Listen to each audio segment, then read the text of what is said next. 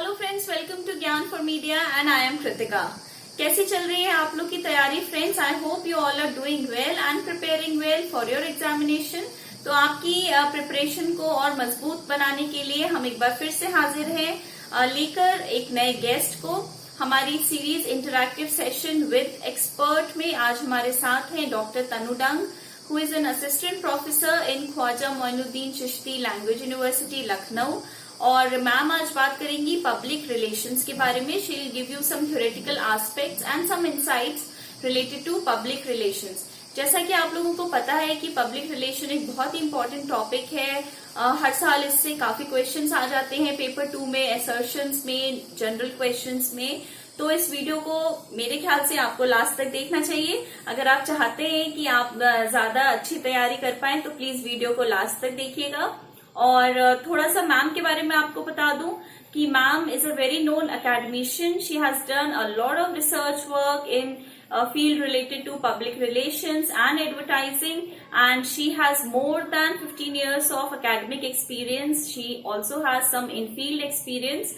और मैम आपको बताएंगी कि पब्लिक रिलेशन क्या होता है और किस तरह से आपको यूजीसी नेट में हेल्प मिल सकती है इस टॉपिक से। इसके बारे में आज हम लोग चर्चा करेंगे। Hello dear students. Before I start with the topic, I would like to thank Kritika for inviting me to this platform. I would also like to congratulate her for Gyan for Media because I think more and more such platforms are required for PhD aspirants. जो topic मैं आपसे आज discuss करूंगी that is tools and techniques of public relation and corporate communication. बहुत बार आपके मन में ये सवाल आता होगा कि क्या पब्लिक रिलेशन और कॉर्पोरेट कम्युनिकेशन अलग है या ये सिमिलर है। मेरा ये मानना है कि public relation is the four runner of corporate communication. In fact public relation he redefine होकर अपने नए रूप में सामने आया है कॉर्पोरेट कम्युनिकेशन बनकर।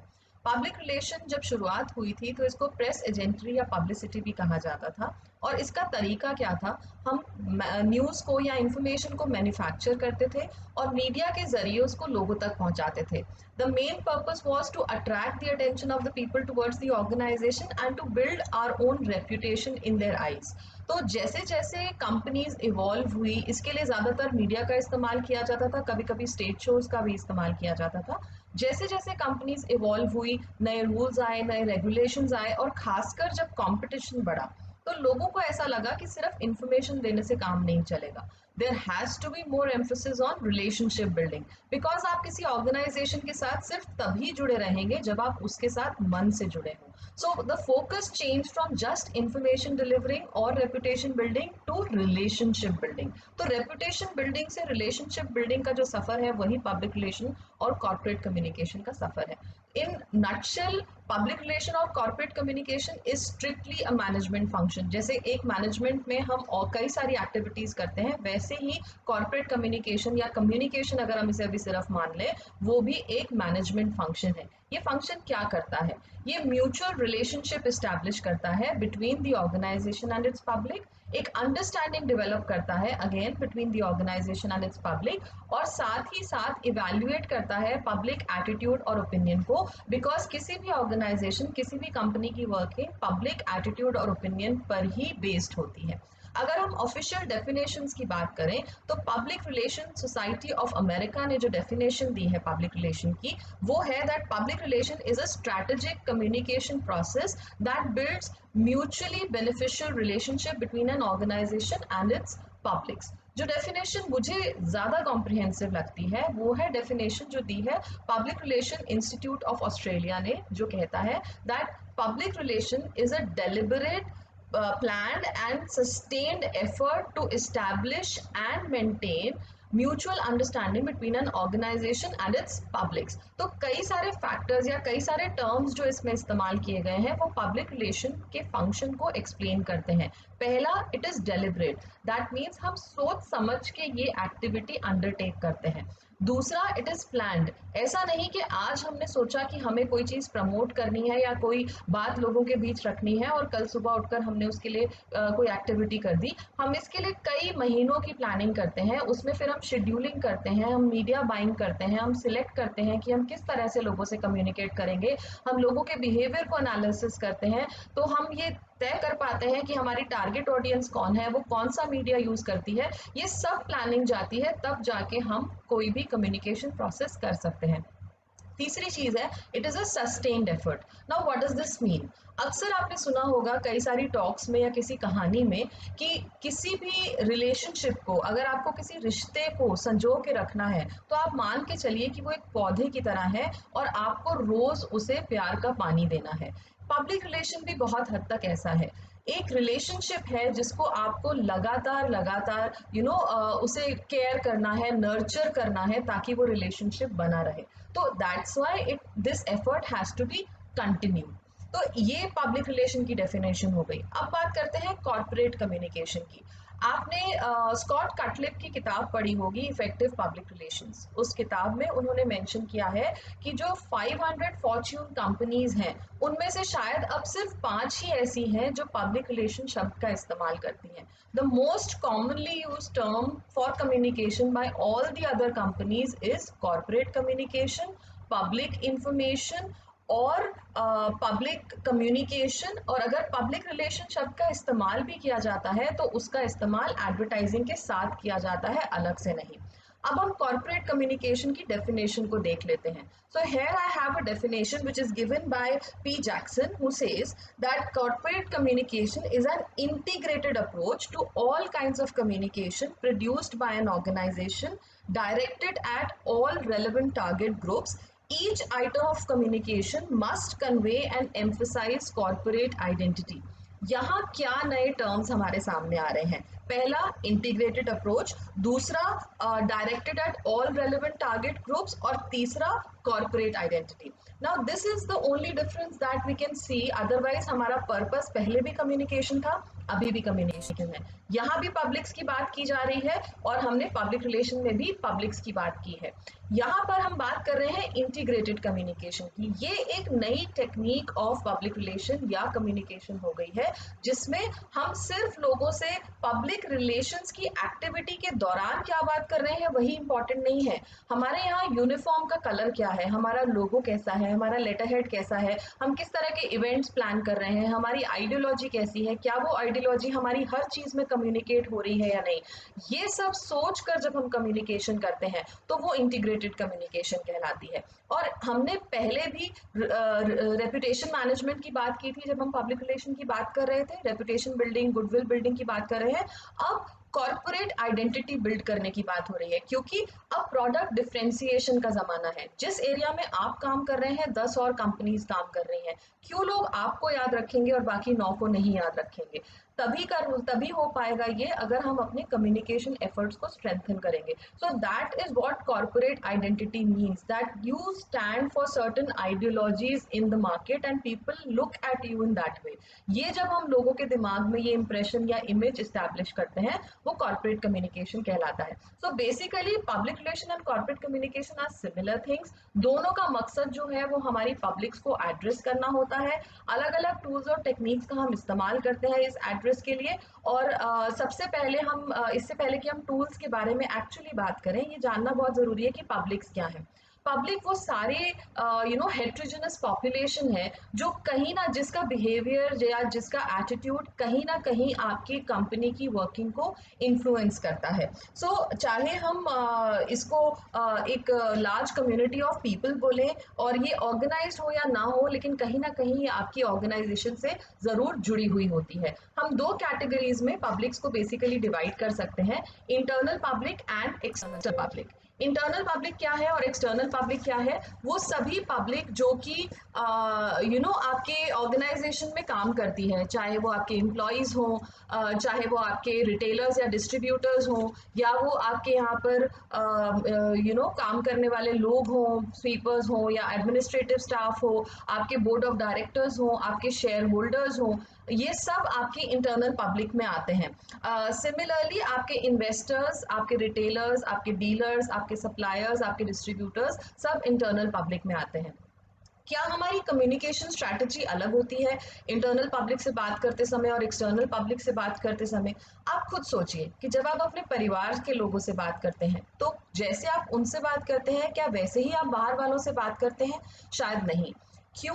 क्योंकि आपके परिवार वाले आपके सब अच्छाई और बुराई जानते हैं। सिमिलरली आपकी जो इंटरनल पब्लिक है, आपके जो साथ काम करने वाले लोग हैं, वो आपकी अच्छाई भी जानते हैं और आपकी बुराई भी जानते हैं। तो उनसे आप क्यों कम्युनिकेट करेंगे और उनसे कम्युनिकेट करने के लिए आप कौन से टूल्स का इस्तेमाल करेंगे, वो इससे बहुत अलग होगा कि आप बाहर के लोगों से कैसे कम्युनिकेट करते हैं। अगर हम इंटरनल कम्युनिकेशन की बात करें तो हम 4 तरह की कम्युनिकेशन में इसको डिवाइड कर सकते हैं। One is vertical. Vertical communication होती है जब डिफरेंट हायरार्की के लोग आपस में बात करते हैं।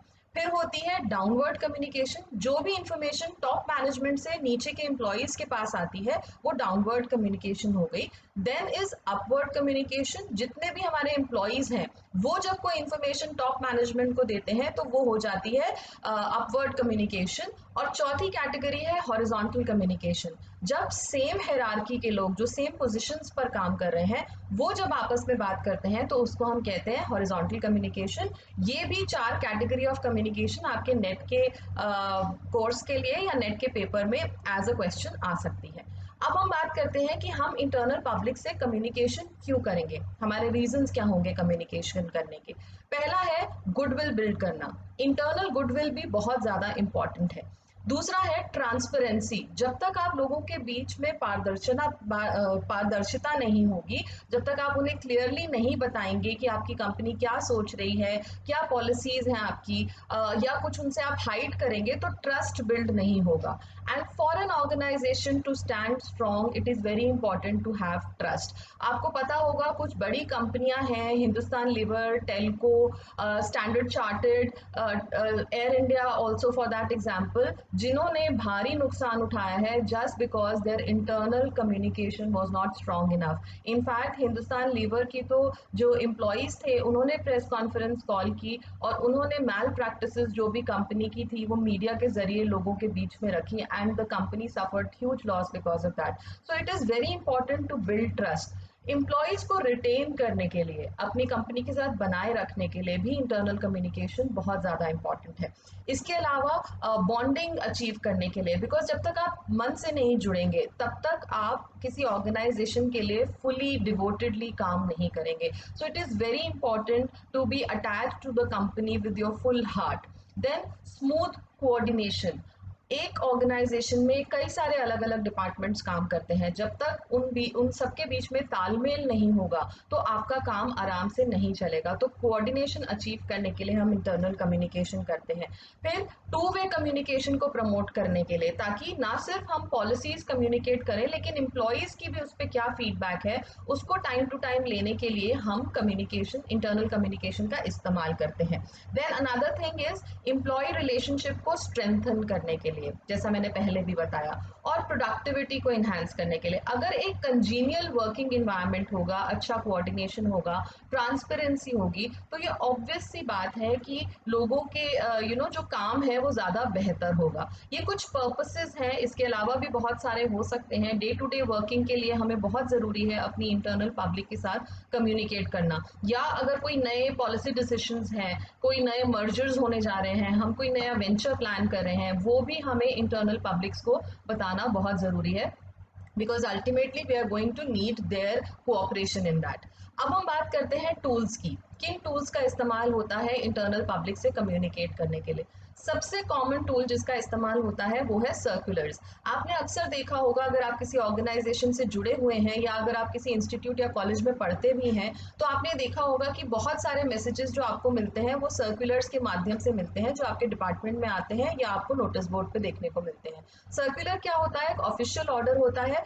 जनरली जो करंट इश्यूज हैं या जो इमीडिएट कंसर्न चाहते हैं उसके लिए सर्कुलर्स इशू किए जाते हैं। वो टाइम बाउंड होते हैं, आपको उसके लिए किसी सीमित टाइम में एक्शन लेना होता है, और इसको ऑफिशियल डॉक्यूमेंट माना जाता है और ये बहुत ही कॉमनली इस्तेमाल किया जाता है ऑर्गेनाइजेशंस में। दूसरा कॉमन टूल जिसका हम इस्तेमाल करते हैं दैट इज नोटिस बोर्ड। अभी मैंने आपको एग्जांपल दिया कि आपके कॉलेजेस में भी आपने देखा होगा, ऑफिसेज में भी इस तरह के नोटिस बोर्ड रहते हैं जिसपे सर्कुलर्स भी लगा दिए जाते हैं ताकि अगर किसी के पास ऑन टेबल वो सर्कुलर ना पहुंचा हो तो भी उस तक उसकी जानकारी पहुंच जाए। अगर कोई इवेंट होने वाला है, अगर कोई मीट होने वाली है, कोई कॉन्फ्रेंस होने वाली है, कोई नई चीज सामने आने वाली है जिसके बारे में एम्प्लॉयज को पता होना चाहिए, तो उसकी जानकारी भी नोटिस बोर्ड पर लगा दी जाती है।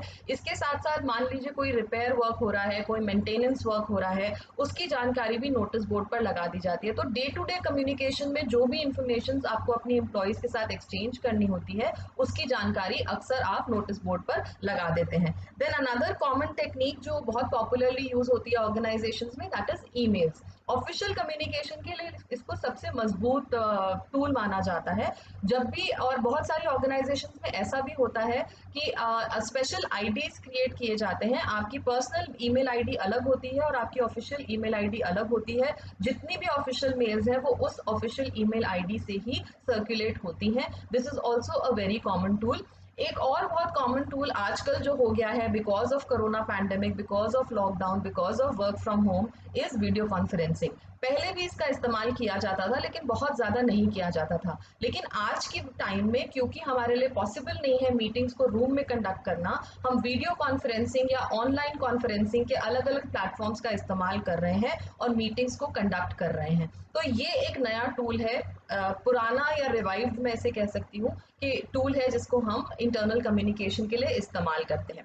इसके अलावा मीटिंग्स जब नॉर्मल रूटीन होता है तो बोर्ड रूम मीटिंग्स एक कॉमन तरीका है जिसमें जो ऑर्गेनाइजेशन है वो अपनी पॉलिसीज को अपने एम्प्लॉयज के साथ शेयर करती है, अपने आइडियाज को एम्प्लॉयज के साथ शेयर करती है, ब्रेनस्टॉर्मिंग करती है, ग्रुप डिस्कशंस करती है ताकि उनका फीडबैक भी मिले और फिर पॉलिसी डिसीजंस को उस हिसाब से चेंज या इन्हांस किया जा सके।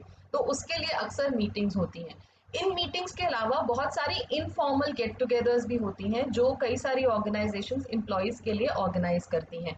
बहुत बार जब हम ऑफिशियल एनवायरनमेंट में होते हैं तो हमारे रिलेशनशिप्स बहुत रिस्ट्रिक्टेड रहते हैं, लेकिन जब हम एक इनफॉर्मल एनवायरनमेंट में होते हैं, चाहे वो किसी फेस्टिवल का सेलिब्रेशन हो या कोई इवेंट हो या maybe once in a year, बहुत बार ऐसा होता है बहुत सारी ऑर्गेनाइजेशंस अपने एम्प्लॉयज को किसी ट्रिप पर ले जाती हैं। उसका पर्पस यही होता है कि एम्प्लॉयज के बीच की बॉन्डिंग स्ट्रेंथन हो सके। बिकॉज जब हम ऑफिस के बाहर होते हैं तो जो टॉप मैनेजमेंट है और जो एम्प्लॉयज हैं उनके बीच के जो ऑफिशियल रिलेशंस होते हैं वो उतने स्ट्रॉन्ग उस समय रोल प्ले नहीं करते और ज्यादा फ्री कम्युनिकेशन होता है जिससे कंपनीज को भी एम्प्लॉयज के थ्रू बहुत सारी बातें, बहुत सारे आइडियाज अपनी कंपनी के बारे में पता चलते हैं। So that is also a very important tool. Then next important tool is dealer या रिटेलर्स मीट। हमारे कंपनी के साथ बहुत सारे डीलर या रिटेलर जुड़े होते हैं। हमें बहुत जरूरी होता है टाइम टू टाइम उनसे डिस्कशन करना, उनसे बात करना, ताकि अगर उन्हें किसी भी तरह की कोई भी समस्या आ रही हो तो हम उनको समाधान दे सके। सो डीलर और रिटेलर मीट एक बहुत इंपॉर्टेंट टूल है इंटरनल कम्युनिकेशन का। इसके कम्युनिकेशन के अलावा जो अच्छी परफॉर्मेंसेस कर रहे होते हैं, अच्छा रिस्पॉन्स दे रहे होते हैं या हमारे प्रोडक्ट्स की ज्यादा सेल कर रहे होते हैं, उनको हम इसमें डिस्काउंट कूपन्स दे सकते हैं या इनको हम रिवॉर्ड कर सकते हैं या हम इनको कुछ प्राइजेस दे सकते हैं जिससे कि बाकी डीलर्स और रिटेलर्स भी मोटिवेट हो कि वो हमारे प्रोडक्ट्स की ज्यादा से ज्यादा सेल करें। सो इंटरनल कम्युनिकेशन के लिए डीलर्स और रिटेलर्स की प्रॉब्लम्स को समझने के लिए, उनके मॉरल्स को बूस्ट करने के लिए ये एक बहुत ही इंपॉर्टेंट टूल है। Another important tool is annual general meeting. अक्सर आपने अगर न्यूज़पेपर्स आप पढ़ते हैं, आई होप आप पढ़ते होंगे, नेट के स्टूडेंट्स हैं, नेट मास कम्युनिकेशन के स्टूडेंट्स हैं, तो आपने देखा होगा कि एजीएम्स की या एनुअल जनरल मीटिंग की बड़ी बड़ी एड्स आती हैं न्यूज़पेपर में जिसमें सबको इनवाइट किया जाता है। सो बेसिकली ये जो मीटिंग्स हैं ये किसी भी ऑर्गेनाइजेशन या कंपनी की फाइनेंशियल हेल्थ को इवैल्यूएट करने के लिए ऑर्गेनाइज की जाती हैं। इसमें मेजरली शेयर होल्डर्स रहते हैं, उनके अलावा कंपनी के टॉप ऑफिशियल्स रहते हैं, कुछ और एम्प्लॉयज भी इसका हिस्सा हो सकते हैं, कुछ एक्सटर्नल मेंबर्स भी इसका हिस्सा हो सकते हैं या एक्सटर्नल पब्लिक भी इसका हिस्सा हो सकते हैं, जैसे कि मीडिया पर्सन, जैसे कि गवर्नमेंट ऑफिशियल्स, उसके अलावा जितने भी फाइनेंस डिपार्टमेंट के ऑफिसर्स हैं या लोग हैं उस ऑर्गेनाइजेशन के, वो रहते हैं। सीए रहता है कंपनी का, और जो फाइनेंशियल ऑडिट कर रहा होता है वो व्यक्ति रहता है।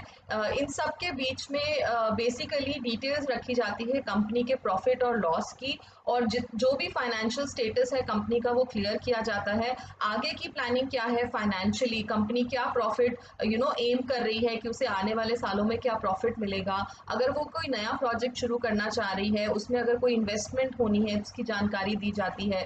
आगे जाने के अगर वो कोई मर्जर करना चाह रही है, कोलैबोरेशंस करना चाह रही है, उससे मॉनेटरीली कंपनी को क्या फायदा या नुकसान होगा आगे चल के, वो सारे प्रिडिक्शंस इस पर्टिकुलर मीटिंग में डिस्कस किए जाते हैं।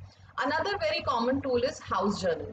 हाउस जर्नल हम ये कह सकते हैं कि इंटरनल पब्लिक के लिए भी हो सकता है, एक्सटर्नल पब्लिक के लिए भी हो सकता है। अगर आपने कभी शताब्दी में ट्रैवल किया हो तो आपने देखा होगा कि उसमें एक मैगजीन रहती है, रेल नीर। अगर आपने कभी फ्लाइट में इंडिगो में ट्रैवल किया हो तो आपने देखा होगा उनकी भी अपनी एक मैगजीन रहती है जो आपको आगे की सीट में रखी हुई मिलती है। These magazines also form a part of House Journal, but these are catered to external publics as well. जब हम उसको इंटरनल पब्लिक के लिए ही सिर्फ टारगेट करते हैं तो उसमें सिर्फ कंपनी रिलेटेड इंफॉर्मेशन रहती है, अपॉइंटमेंट्स की डिटेल रहती है, कौन चला गया, रिटायरमेंट्स की डिटेल रहती है, किसी ने छोड़ दिया उसकी डिटेल रहती है, आर्टिकल्स रहते हैं जो एम्प्लॉयज़ ने लिखे होते हैं। बहुत बार अगर वो सिर्फ इंटरनल सर्कुलेशन के लिए है तो एम्प्लॉयज़ की फैमिली मेम्बर्स की लिखी हुई स्टोरीज, पोएम्स भी उसका पार्ट रहती हैं। इसके अलावा बहुत सारे इवेंट्स जो भी कंपनी ने ऑर्गेनाइज किए उसकी जानकारी उसमें रहती है। अगर वो एक्सटर्नल पब्लिक के लिए है, जैसा कि मैंने आपको अभी एग्जाम्पल दिया था, तो अगर हम एग्जाम्पल लें रेल नीर का, तो उसमें आपको डेस्टिनेशन के ऊपर आर्टिकल्स मिल जाएंगे because it is concern with travel. आपको ट्रैवलिंग के लिए क्या क्या चीज़ें ध्यान रखनी चाहिए उसके बारे में आर्टिकल्स मिल जाएंगे। तो अगर आप एक्सटर्नल पब्लिक को टारगेट कर रहे हैं तो बहुत सारे कॉमन इंटरेस्ट आर्टिकल्स भी उस हाउस जर्नल में कैरी होते हैं। हाउस जर्नल जनरली क्वार्टरली आता है और उसमें बहुत सारी कॉम्प्रिहेंसिव इंफॉर्मेशन होती है और उसका साइज यूजुअली एक मैगजीन जैसा होता है। इसी से मिलता जुलता एक और टूल है which is newsletter. Newsletter generally tabloid form में होता है, 2 से 4 पेज का रहता है। इसमें करंट इंफॉर्मेशन ऑर्गेनाइजेशन की जो भी है, इवेंट्स जो भी हुए, या मैसेज फ्रॉम द डायरेक्टर, या कोई नई चीज़ें, नई हैपनिंग्स होने वाली हैं किसी कंपनी में, कोई नई मीट होने वाली है, कोई इवेंट प्लान है, कोई कॉन्फ्रेंस प्लान है, उसकी डिटेल्स रहती हैं, राइट अप्स रहते हैं फ्रॉम द एम्प्लॉयज़, ये सारी चीज़ें उसमें रहती हैं। Now this, how is this different from a house journal? Basically हम जब न्यूज़लेटर की बात करते हैं तो उसमें फोटोग्राफ्स ज़्यादा होती हैं। It is more for entertainment purposes rather than information purposes. तो हम इसमें बहुत सारी जानकारियों को संजोने की कोशिश करते हैं इन वेरी शॉर्ट, बिकॉज ये जो न्यूज़लेटर है ये basically per month usually organisations निकालती हैं, और बहुत सारी ऑर्गेनाइजेशंस दोनों में से कोई एक चीज़ ही प्रेफर करती है, because definitely this needs expenditure and this also needs a separate editorial kind of a team. तो जो भी एम्प्लॉयज़ होंगे उनमें से एक टीम लगातार इसी पर काम करेगी। तो ये डिपेंड करता है ऑर्गेनाइजेशन टू ऑर्गेनाइजेशन की वो सिर्फ हाउस जर्नल निकालें या सिर्फ न्यूज़लेटर निकालें, या फिर दोनों में से कोई ना निकाले। It is entirely their choice. एक और चीज बहुत कॉमन हो गई है डिजिटल मीडिया के आने के बाद, that is employ blogs. Blog आपको पता होगा, बहुत सारे ब्लॉग आप ब्लॉग स्पॉट पे अपने शुरू कर सकते हैं। ऐसे ही कंपनीज अपने एम्प्लॉयज को मोटिवेट करती हैं कंपनी के बारे में, या जिस भी प्रोफेशन में वो हैं, जो भी प्रोडक्ट लाइन में वो हैं, उसके बारे में आर्टिकल्स लिखने के लिए, ब्लॉग्स लिखने के लिए। और वो ब्लॉग्स जो हैं वो बहुत बार ऐसा भी होता है कि उसको बाहर की लीड्स मिलती हैं, बाहर के लोग भी उसे पढ़ते हैं और वो ऑर्गेनाइजेशन के बारे में जानते हैं। तो ये एक कॉमन तरीका हो गया है अपनी कंपनी को पब्लिसाइज करने का। यूजुअली कंपनी के जो एचआरस होते हैं, एचआर मैनेजर्स होते हैं, वो जनरली ब्लॉग लिखते हैं और एक्टिव रहते हैं ताकि ज़्यादा से ज़्यादा लोगों से वो जुड़ सकें।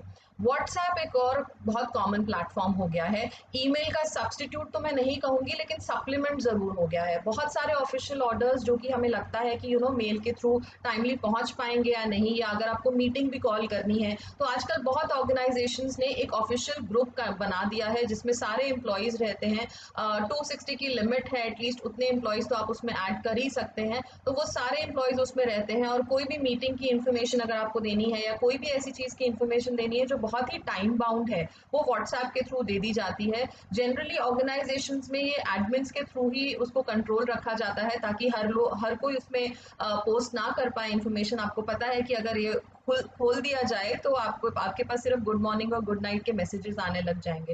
सो WhatsApp is also a very important platform. Then Facebook pages of the organisation, ये बेसिकली एक्सटर्नल के लिए होता है, एक्सटर्नल ऑडियंस के लिए या मैं कहूँ एक्सटर्नल पब्लिक्स के लिए। लेकिन बहुत बार रिस्ट्रिक्टेड पेजेस भी आप फेसबुक पर क्रिएट कर सकते हैं जो बाय इनविटेशन ही ज्वाइन होते हैं। तो इस तरह के फेसबुक पेजेस जो हैं वो कई सारी ऑर्गेनाइजेशंस अपने एम्प्लॉयज़ के लिए मेंटेन करती हैं, जिसमें एम्प्लॉयज़ अलग अलग चीज़ें पोस्ट करते हैं जो इंस्पायरिंग होती हैं, मोटिवेटिंग होती हैं, अपने एक्सपीरियंसेस शेयर करते हैं और उस प्लेटफॉर्म को पॉजिटिवली यूज़ करते हैं। Then another very important thing is awards and recognitions. किसी भी ऑर्गेनाइजेशन में अगर आप अच्छे एम्प्लॉयज़ को लगातार मोटिवेट और इनकरेज नहीं करेंगे तो उनका मोरल डाउन हो जाएगा और वो अच्छी परफॉर्मेंस नहीं करेंगे। तो बहुत सारे स्पेशल इवेंट्स ऑर्गेनाइज किए जाते हैं जिसमें बेस्ट परफॉर्मिंग एम्प्लॉयज़ को अवार्ड्स और रिकॉग्निशन दिया जाता है। This is also very important tool of trust building among the employees and retaining the employees to your organization, which is very important nowadays. एक और इम्पॉर्टेंट टूल है जिसको हम इंटरनल कम्युनिकेशन के लिए इस्तेमाल करते हैं, that is corporate films. Again this is also a tool जिसको हम एक्सटर्नल कम्युनिकेशन के लिए भी इस्तेमाल करते हैं। बहुत बार हम कंपनी से रिलेटेड फिल्म्स तैयार करते हैं जिसमें कंपनी की बहुत सारी एक्टिविटीज होती हैं, एम्प्लॉयज़ के उसमें फीडबैक्स होते हैं, उनके वॉइस ओवर्स होते हैं, उनके वीडियो बाइट्स होती हैं जिसमें वो बताते हैं कि उनके ऑर्गेनाइजेशन के साथ कैसे एक्सपीरियंसेस हैं।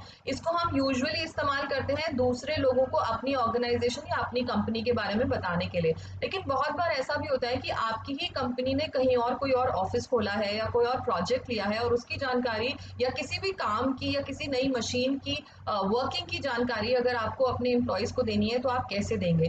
कॉर्पोरेट फिल्म्स या films is one way of doing that. आप फिल्म के जरिए लोगों को ट्रेनिंग दे सकते हैं। आपने हो सकता है कि अपनी किसी और ऑर्गेनाइजेशन में कोई एक लेक्चर कंडक्ट कराया हो स्ट्रेस मैनेजमेंट पे, तो वो भी आप वीडियो के जरिए अपने एम्प्लॉयज़ को दिखा सकते हैं यहाँ पर, जिससे कि उनके अंदर भी मोटिवेशन हो and if they are feeling any kind of stress they can also be relieved of that stress. So that is also very common technique. एक और टर्म जो अक्सर नेट के एग्जाम में पूछा जाता है वो भी एक बहुत इंपॉर्टेंट टूल है, लेकिन आपको उसको बहुत ही सेंसिबली यूज करने की जरूरत है, that is grep wine communication. Grape wine communication क्या है? Grape wine communication informal communication है जो एम्प्लॉयज आपस में करते हैं। बहुत बार ऐसा होता है कि ऑर्गेनाइजेशन ने कोई पॉलिसी डिसीजन अगर लिया है, लेकिन पॉलिसी को इम्प्लीमेंट करने से पहले अगर वो जानना चाहते हैं कि लोगों का रिस्पॉन्स क्या होगा, लोगों का फीडबैक क्या होगा इसके बारे में, तो वो क्या करते हैं, कुछ लोगों को वो जानकारी दे देते हैं and they wait for the information to transmit from one person to another. और आपको ये पता होगा, आपने बचपन में एक गेम खेली होगी, काना फूसी हम उसे बोलते थे, हो सकता है आप उसे कुछ और बोलते हो, जिसमें आप एक व्यक्ति दूसरे व्यक्ति के कान में कुछ बोलता है और वो फिर तीसरे व्यक्ति के कान में बोलता है, वो चौथे व्यक्ति के कान में बोलता है, और जब तक वो इन्फॉर्मेशन लास्ट व्यक्ति तक पहुंचती है वो इन्फॉर्मेशन बिल्कुल बदल चुकी होती है।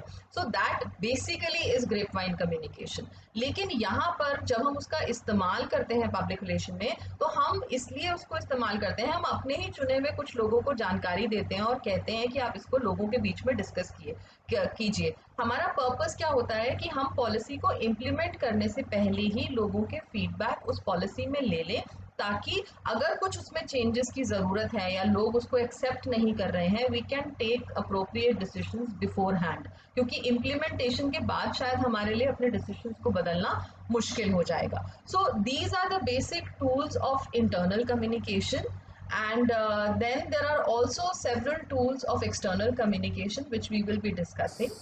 Thank you ma'am for your insightful session on public relations. I am sure कि हमारे व्यूअर्स को, मेरे स्टूडेंट्स को, हमारे सब्सक्राइबर्स को इससे काफी मदद मिलेगी यूजीसी नेट प्रिपेयर करने में। और फ्रेंड्स, हम इसके आगे भी पब्लिक रिलेशन से जुड़ी कुछ और बातों को डिस्कस करेंगे इन आवर नेक्स्ट वीडियो। तो please hit the like button और हमारे आगे आने वाले वीडियो को भी आप लोग जरूर देखिएगा। तो अगर आप अपडेट मिस नहीं करना चाहते हैं तो please like the channel and subscribe it, and don't forget to press the bell icon which is given on the right hand side of your screen to never miss an update from Gyan for Media.